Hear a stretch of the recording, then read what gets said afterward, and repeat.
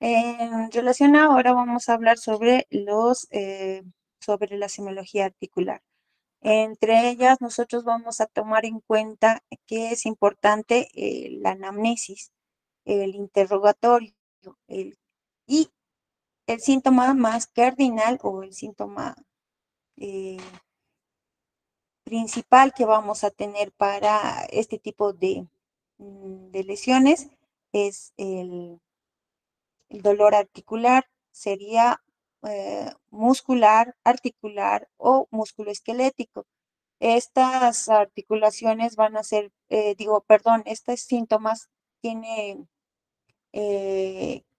como una característica importante que es un dolor profundo, sordo y difuso.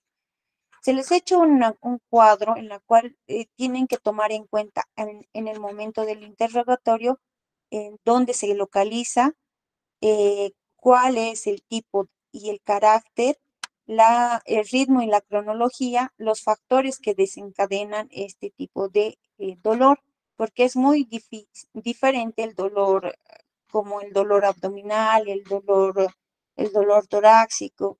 Entonces, esto nos va a ayudar a diferenciar qué tipo de dolor en relación a un dolor articular, muscular o um, un dolor óseo. Entonces, para eso tenemos que hacernos estas preguntas, si la localización es a nivel articular, periarticular o óseo. Si vamos a tener este tipo de lugar según Argente y el manual que nos han dado para estudiar, nos dice que tenemos que diferenciar o con una artritis o una tenosynovitis y también una fractura.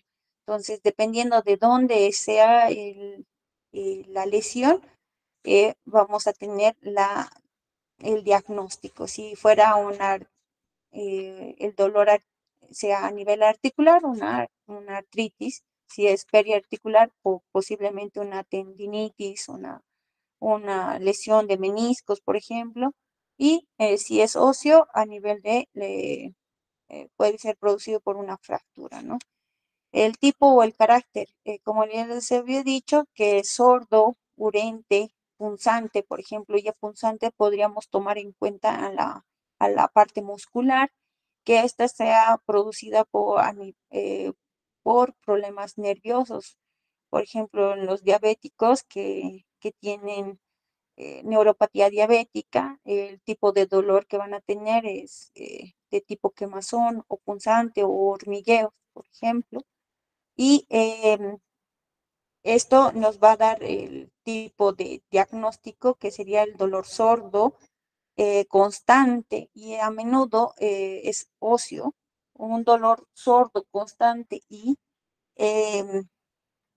que es todo el tiempo y no mejora con ningún calmante, puede ser neoplásico.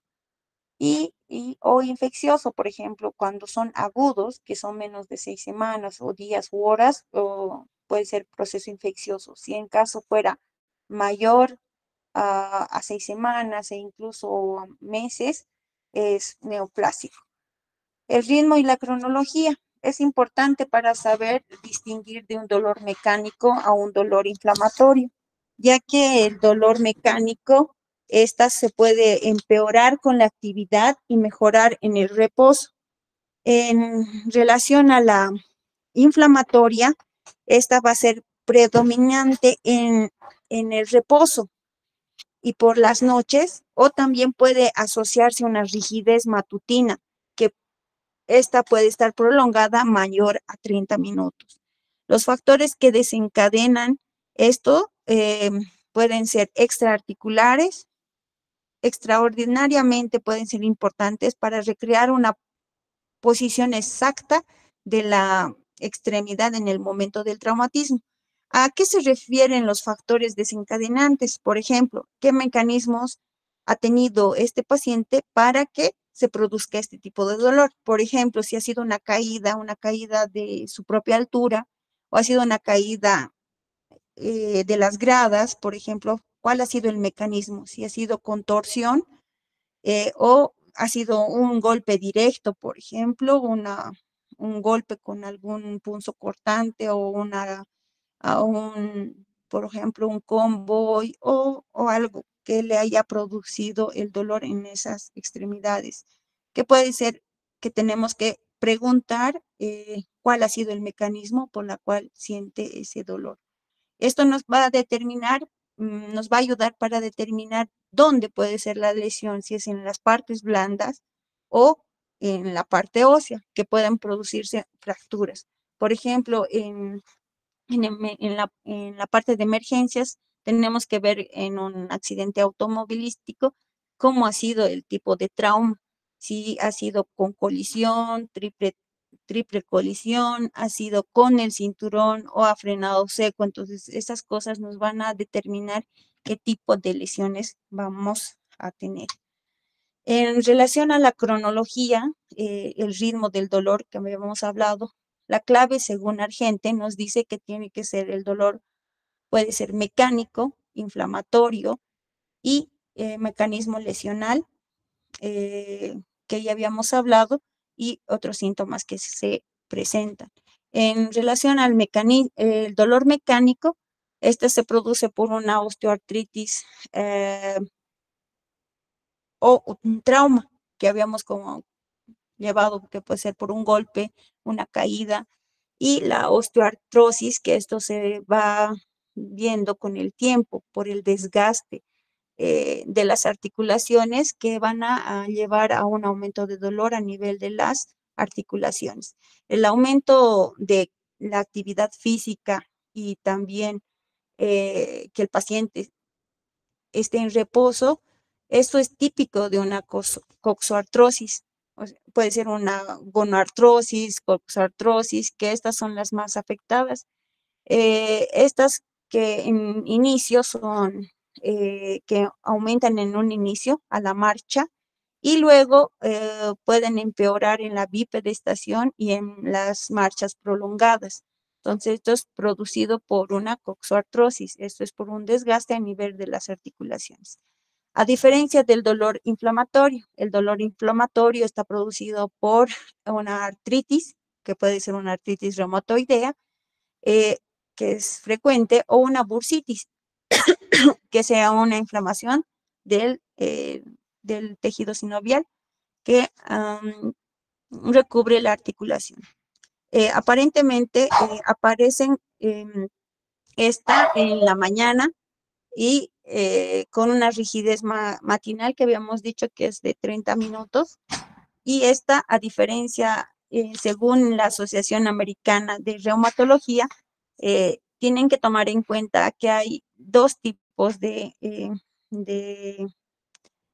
de criterios de diagnóstico para una artritis reumatoidea, que entre ellas de la Asociación Americana de Reumatología de 1987 nos habla sobre la rigidez matutina, que es de mayor a 30 minutos, y, y el dolor tiene que ser no mayor a 6 semanas. Por eso tomen en cuenta, ni todos los pacientes que vienen te dicen, tengo artritis, pero sin embargo son artrosis, que son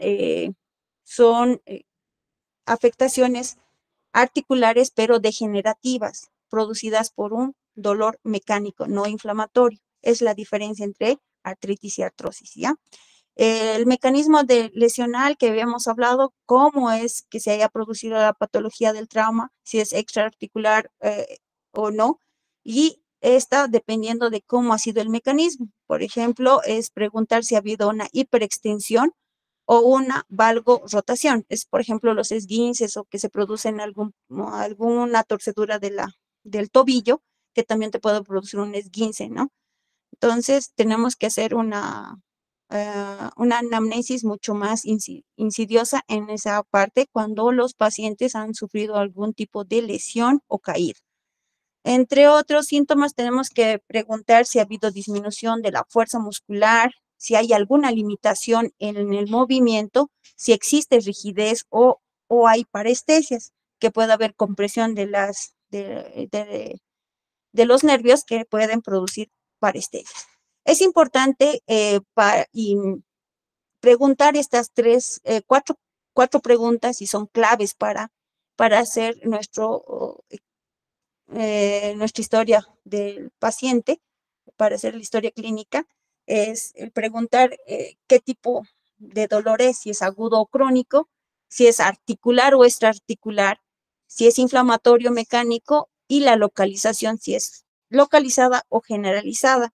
Entonces, nosotros tenemos que tomar en cuenta si es agudo, que hemos dicho que entre horas y días, si se presenta este dolor entre horas y días, puede ser una artritis séptica o una fractura, por ejemplo. Si esta es articular o perdón, si es aguda, estábamos diciendo que es entre horas y días. Si esta es subaguda, que serían de menor a 6 semanas y días, que sería la artritis reumatoidea, y la crónica que sería mayor a 6 semanas, producto de una artrosis, que son problemas degenerativos. La otra pregunta es de si es articular o extraarticular.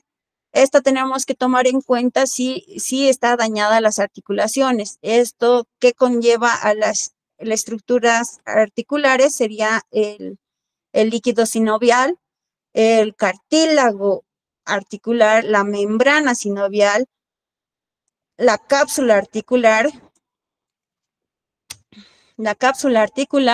los ligamentos intraarticulares y los huesos yuxtapuestos. Entonces, todo lo que es en la articulación pueden estar producidos, por ejemplo, una tenosinovitis, una bursitis, que sería una inflamación a nivel del líquido sinovial,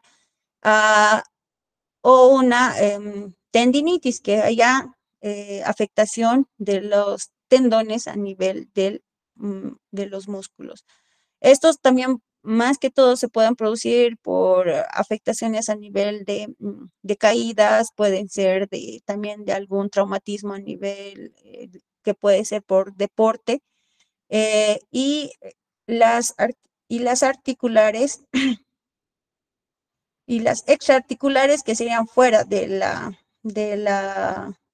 materia ósea, y también de dolores en las zonas exactas, que pueden ser tumefacción, como golpes, tumefacciones, etcétera.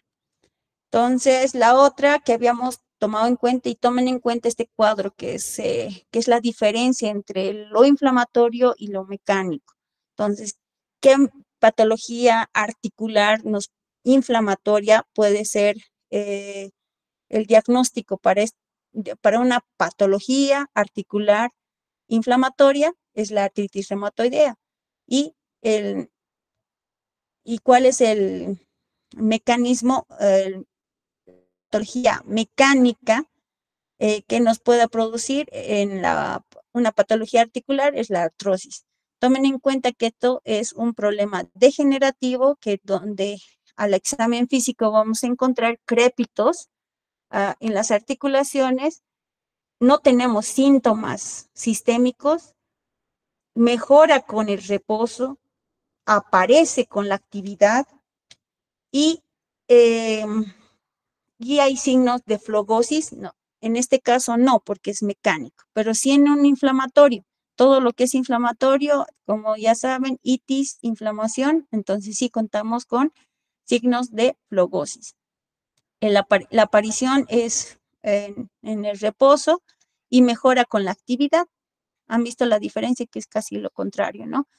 Y en la artritis reumatoidea, ustedes saben que es una enfermedad autoinmune que no solo afecta a las articulaciones, sino también a nivel sistémico, como también a las pulmones, ojo, y también a nivel hematológico. Entonces tenemos una enfermedad que es autoinmune y que afecta a nivel sistémico. En este caso no encontramos crépitos a nivel articular, así que esa es la diferencia. Tenemos que ver si esto está localizado o generalizado, y de acuerdo a las articulaciones podemos decir que es monoarticular, oligoarticular o poliarticular. Poliarticular se lo considera mayor a 4 articulaciones afectadas, y estas están en predominio o mayor frecuencia en pacientes con lupus eritematoso sistémico, con artritis reumatoidea y la psoriasis.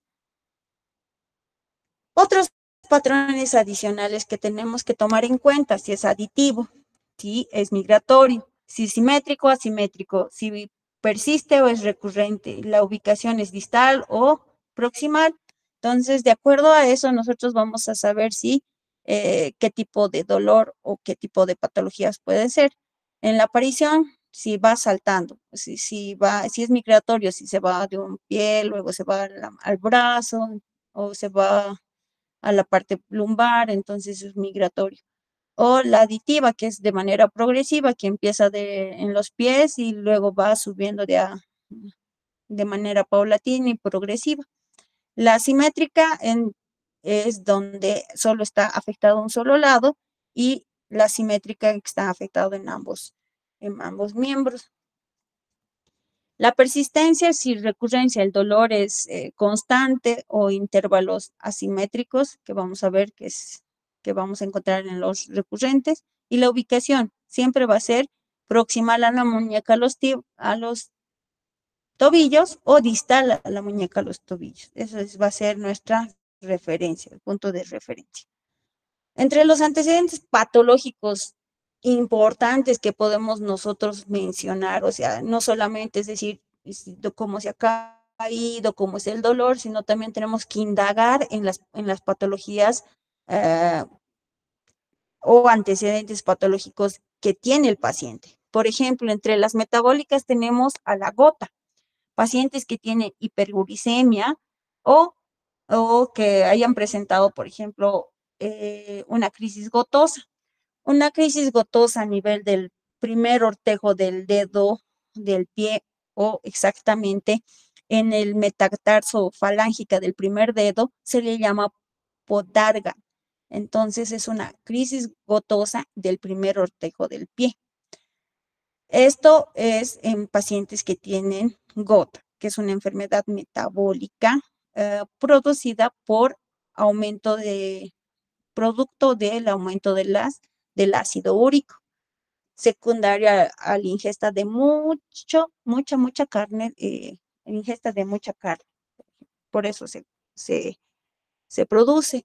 Como también la diabetes, que es frecuente, se asocia a una rigidez del hombro por una capsulitis adhesiva. O sea, vamos a ver en pacientes que tienen diabetes y les van a decir, me duele mucho el hombro. Y hay una ligera rigidez, ya que hay una inflamación de la cápsula adhesiva a nivel del hombro. También en pacientes con cáncer, por ejemplo, pacientes que no se cayeron, no tienen artritis, no tienen artrosis, pero presentan dolor óseo.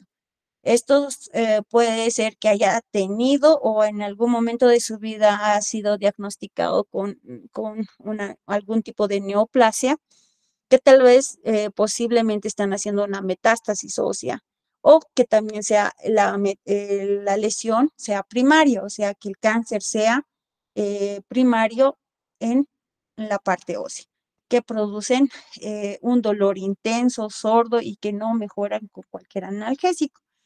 El, las otras que son autoinmunes e inflamatorias, por ejemplo, los pacientes que tienen artritis reumatoidea, e incluso estos pacientes pueden tener una piel papirácea, por ejemplo. Eso ya vamos a verlo también en la parte con el examen físico a la inspección. Y en la artritis, como la artritis reumatoidea, otras como el lupus y las espondiloartropatías que van a ser producidos por enfermedades autoinmunes inflamatorias. Y otros antecedentes traumatológicos que tenemos que tomar en cuenta es las fracturas, que son las fracturas previas a que haya tenido el paciente. Tal vez estos pacientes son portadores de algún material de osteosíntesis, que hayan tenido alguna prótesis, por ejemplo, o que están utilizando algún tipo de clavos intramedulares o también pueden producir algún tipo de dolor a nivel óseo o articular. Entre otras, tenemos que tomar en cuenta los síntomas y signos extraarticulares, algo que también tenemos que tomar en cuenta, que es el dolor referido, que no pueden ser producidos por un dolor articular, por ejemplo, en el hombro, hay pacientes que presentan dolor en el hombro y que pueden pensar que es un problema articular, sin embargo, puede ser producidos por algún tipo de tumor, pero a nivel pulmonar. Esto sería un dolor referido por otra patología que puede ser cardíaca o también pulmonar. En el caso de esta, por ejemplo, es un tumor de Pascuat que está producido por un tumor a nivel del pulmón. O pueden ser otro tipo de dolores referidos, por ejemplo, en el pie o en el tobillo, que estas son de origen lumbar o las ciatalgias también llamadas. Y otro dolor que podemos pensar que es un dolor referido es en el dolor en el muslo, que puede llegar hasta la rodilla, y estos son por patologías cardíacas de cadera. O sea, pacientes que tienen algún tipo de displasia de cadera en la cual no le duele la cadera, pero sí la rodilla, ya que el peso le da o hace que el mecanismo a nivel de la articulación a nivel de las rodillas sea mucho más, con mayor peso que la de la cadera, por eso hay mayor dolor en las rodillas. Otras manifestaciones que podemos continuar viendo en la semiología global son a nivel de la piel que habíamos visto. En una neurofibromatosis, por ejemplo, vamos a encontrar manchas de café con leche. Son así, pero aquí vamos a ver café. Entonces, por eso dicen café con leche. En la artritis reumatoidea, como habíamos visto, la piel papirácea, que habíamos visto que es esta, que es seca, fina y eh, que hay áreas de hemorrágicas o hay también nódulos reumatoideos ¿cómo se llaman? Son los nódulos de Verdey. Y en artrosis encontramos las de Bouchard. La psoriasis, estas van a ser producidas por lesiones descamativas, por ejemplo, estas son las lesiones descamativas por psoriasis y por una artritis psoriática, por ejemplo, también está producido. Podemos ya ver si hay un tipo de lesión y hay dolor articular, te pueden causar este tipo de lesiones. El compromiso neurológico, ya sabemos que tenemos que ver, hacer una exploración neurológica periférica, eh, como un examen general, como la debilidad muscular, si hay parestesias, si hay lesiones nerviosas, si tenemos lesión tendinosa o neurológica, en las cuales pueden producir una atrofia en el primer interóseo dorsal de la articulopatía, de la C7, o una neuropatía cubital. Entonces, nosotros tenemos que ver si hay parestesias o no, si hay debilidad o no, eso con el examen físico neurológico. Y también podemos hacer la exploración con los reflejos ostotendinosos y otros síntomas como puede ser fiebre, astenia, pérdida de peso, eso en caso de enfermedades oncológicas o de etiología infecciosa. Los síntomas y signos musculares. Como vemos, los síntomas es todo lo que nos dice el paciente y los signos, lo que nosotros vemos en el examen físico. En los síntomas musculares tenemos la mialgia, o sea, el dolor muscular. Nosotros al hacer la inspección, la palpación, encontramos una contractura palpable, puntos de gatillo o puntos de presión cuando hay contractura muscular. Si hay debilidad o parestesias, tenemos que buscar al examen físico si hay atrofia, hipotrofia eh, e impotencia funcional. En relación a la fatiga, si hay astenia, si hay cansancio generalizado, que puede ser un signo sistémico en fibromialgias o miopatías.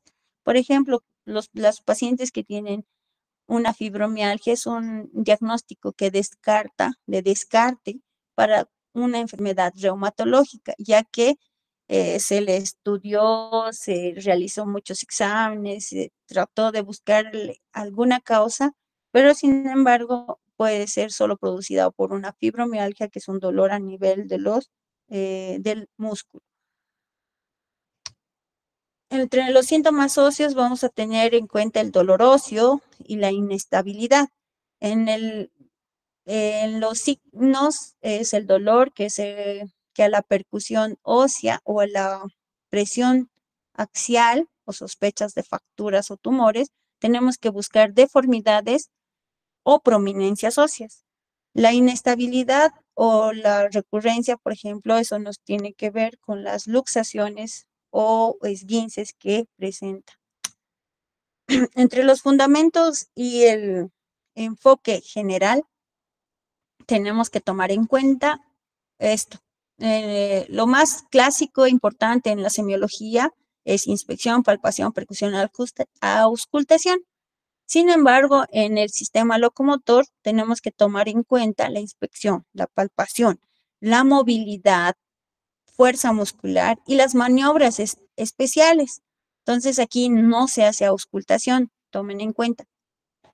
Y el objetivo principal en la inspección es observar si hay estática o dinámica. O sea, nosotros tenemos que ver si en la inspección, por ejemplo, cuando está estático y dinámico al momento de caminar, a la bipedestación, e incluso cuando ingresa el paciente a la consulta, tenemos que ver la forma en que el paciente está caminando para poder determinar también el tipo de patología.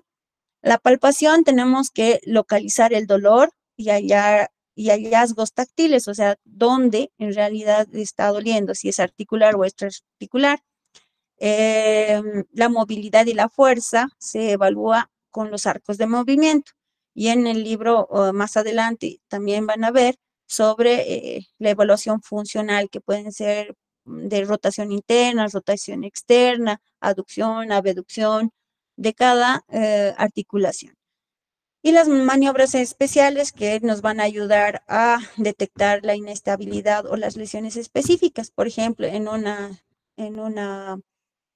ruptura o la lesión a nivel de los ligamentos cruzados, que se hacen las maniobras de cajón, por ejemplo, y, o por ejemplo, las maniobras de la serie en problemas vertebrales.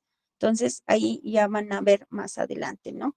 El manual, más que todo de semiología, va a destacar que la percusión y la auscultación clásicas son sus- sustituidas por una valoración muscular y las pruebas específicas de cada articulación. Entonces, e incluso en el manual nos muestra de manera detallada cada articulación o cada maniobra, incluso con dibujos. Eso los van a explicar también en las siguientes clases, que van a ser mucho más específicas, ya que solamente ahora estamos hablando sobre la semiología general, ¿no? En relación ya habíamos dicho, según la movilidad activa y pasiva, las maniobras especiales que según la articulación, que estamos volviendo a repetir, y en el examen físico general, la inspección dinámica, que vamos a ver la postura, la alineación, eh, que van a ser en distintas estructuras y los segmentos corporales entre sí. La actitud en la cual el paciente tiene que estar para evaluarlo es en la posición. Si encontramos alguna deformidad, si hay asimetrías, si se observan alguna asimetría bilateral o solamente en un solo lado, entonces siempre tiene que ser comparativa. Entonces, ¿qué hemos dicho? La postura y la marcha, que son lo más importante. Al ingreso del paciente, cuando entra a nuestra consulta, tenemos que determinar si el paciente haya entrado caminando, en silla de ruedas, en camilla, por ejemplo.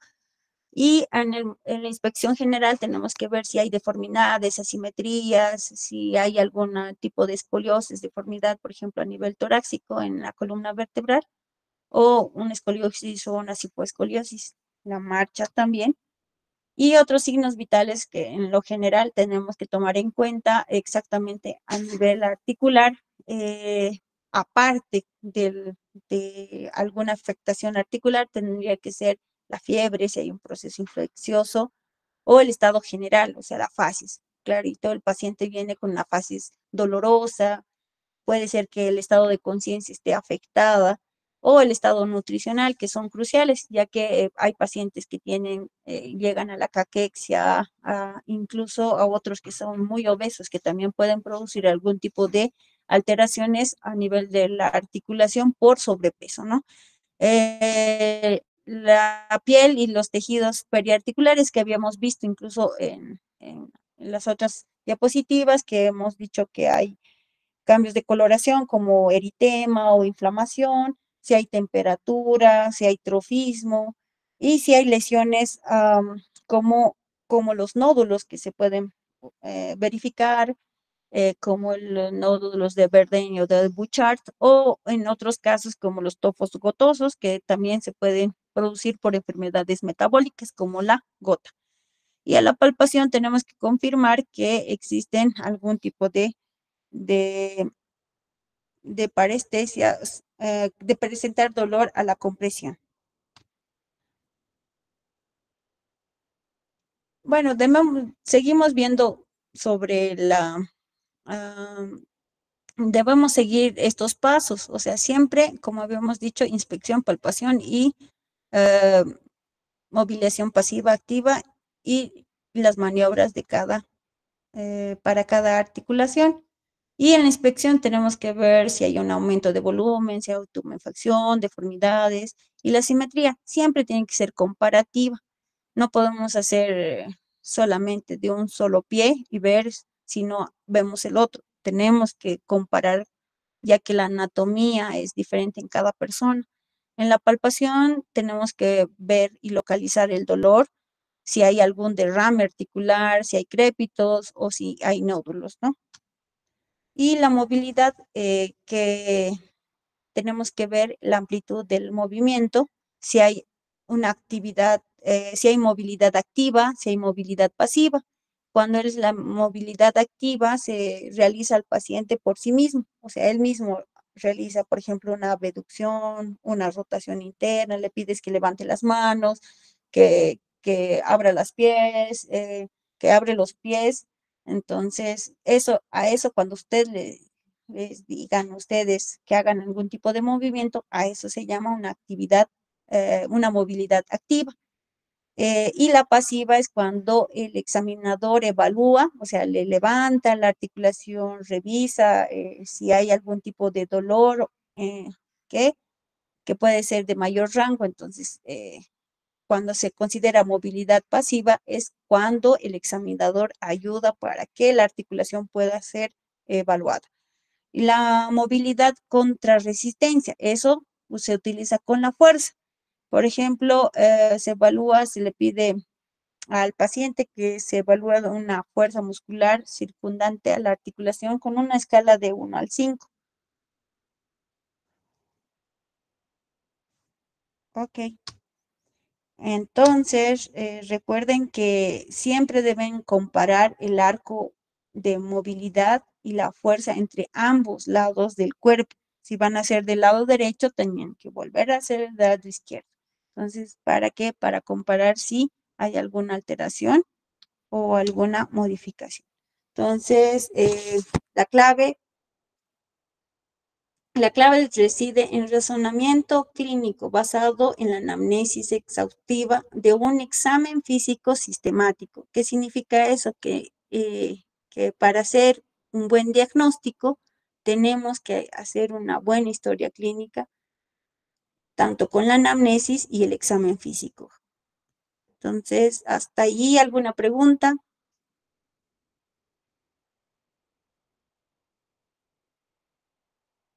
jóvenes. Solo quedaron 11 de toditos, del 16 que comenzamos. Rudy, solo está Rudy atento. Kevin, Ruth, Karen, Lidia. ¿Kevin 2 veces? ¿O son dos Kevin?